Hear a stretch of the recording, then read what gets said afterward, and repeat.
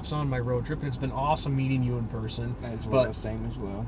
We need to talk some college football here, because that's really, in the grand scheme of things, what my trip here is about, in addition to meeting a lot of you, some of you guys here off of YouTube. But we'll start, since you're hosting me here in Greenville, Tennessee, we'll start with your guys' matchup this week with the Florida Gators. Now, we got some talk on your live stream the other night about how, there was that part, it was kind of near the end, where someone was mentioning how it wasn't a true marquee matchup. It's not. I mean... But here's the thing, though. I think that's kind of bullcrap, It always will be to me. And I agree maybe to what you stepped in on you there. But no, it's all right. To a lot of people, it will always be a marquee matchup. But to the younger people, the demographic in the 20s, late teenagers to people in their 20s, they don't remember the Tennessee-Florida like it used to be. Well, the programs are definitely they're definitely down. I mean, they're not. I believe Florida is ranked, right? Yeah, they're in the top 10. Okay, top 10. That's right. I think they're 9. Shows you how much I've been trying to pay attention. I've been focusing on driving these past couple of days. I haven't checked the rankings this week. They may have dropped since they almost lost to Kentucky, but they're definitely still a top 20 team for sure. Maybe top 15, possibly even still top 10. I don't know. Okay, well let me rephrase that comment. Back in the day, it was certainly not uncommon for both the Volunteers and the Gators to be ranked top 5. Top 5, at the very least top 15. Yeah. But still, though, based on name alone, I still think this is a marquee matchup. And yeah, it would be nice if both teams were ranked high. Unfortunately, the Vols are off to a rough start this season. They're not ranked. That doesn't mean that they're not marquee. They're not marquee. Let's be real. Well, I'm talking in the overall history of college football. Oh, well, historically, that's what I'm talking about. Right now, they're just... No, right now they are down. There's no question about that. But and let's face it, history has never in the history of time won a football game. Neither has tradition. No, that's true. It's definitely and I'm quoting Magnum on this, because this is a quote from his from a few years ago, but it's definitely, college football is definitely a what have you done for me lately type ordeal, and that's very true what you're saying. But yes, you can't base your whole season on your history. You have to live in the now, play in the now, and focus on the now. But we talked a little bit about this in your live stream, but maybe you can fill someone like me in, who is on the outside when it comes to Tennessee Volunteer football. What's some of the biggest keys in this particular game that the Vols have to improve on to have a shot at winning? One thing down in the swamp in particular. One thing that has never changed in the history of this game is the team that rushes the ball the best wins 99% of the time. And right now, our lines, offensive and defensive, are subpar. These are not SEC offensive and defensive lines we're bringing to the table.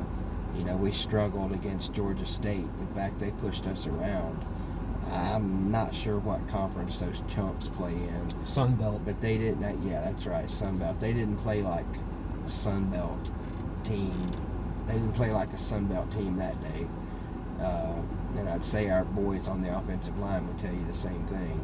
They just pushed us around. BYU, we got a little better. We had the game won, blew it literally in the last seconds. And then, of course, this past weekend, a game that it counts because it's on the schedule and we got a win, and a much-needed win for the boys to feel good about themselves. But, let's be real, it was Chattanooga. And I call them Chattanooga High School. Well, I can definitely see, now obviously I wouldn't know much about this because Notre Dame, and this is not a slap in the face to you guys or anything like that, but we've never played an FCS opponent. But I can understand how, even though it's a win... Never. Ever. Never. In the history of Notre Dame, you guys have never played an FCS opponent. Ever since they... obviously it was over time that they set up the levels of college football. But no, Notre Dame has never played an FCS opponent. Interesting. And now, of course, in the early days, we would play schools like Haskell, Carnegie Tech. But still, though, there were no levels of college football. Anybody could play anybody, in the Rockney days. But no, so as it stands right now, us and UCLA are the two schools that have never played an FCS opponent. Wow. You could say USC for now, but they're going to be playing California Davis here in the next year or two. That's impressive. Yeah. That is. I mean, now, I know there's a big gap between FBS and FCS, but there's some FCS schools out there that'll smack you in the jaws. North Dakota State, You know, I mean, the Bison. There's some good ones out there. And some of them have made the leap. You know, Appalachian State, which of course, you know, it got started with Michigan when they beat them in 07. Tennessee a couple of years ago. Should have beaten us, to be honest. Well, they're now at the FBS level. Old Dominion's now at the FBS level. Liberty's at the FBS. UMass. Still, those schools to me, they're. Well, they have some work to do to get up there, to get that that better What talent. about in Temple? Temple was an FCS school, yeah, Okay, or Division I AA at the Yeah, time. they're playing ball right now. Yes, yeah, they're playing some really good football, and you know, against some tough competition, doing well. So I know we gave predictions last night, and I forget what you said your prediction was for the game, the score. I forgot the score too. I think I said 24-23 Tennessee. So you think it'll? I did. You said think 24-23. And how and I know you're. How confident are you? Not very. To be totally honest with you, we are conditioned as Tennessee fans in this game to just know that something's going to happen and we're going to lose. I mean, I don't know. I should know the numbers, but I don't. But I don't know what the record is with Florida with us over the last 20 years. But it's probably something like 17. We're probably 3-17 or so, around that. You know, we've won 3 or 4 times against them, and maybe not even that many. So with the recent stretch of things, I can see how it'd be hard for you to have that, you know, that confidence. Mm-hmm.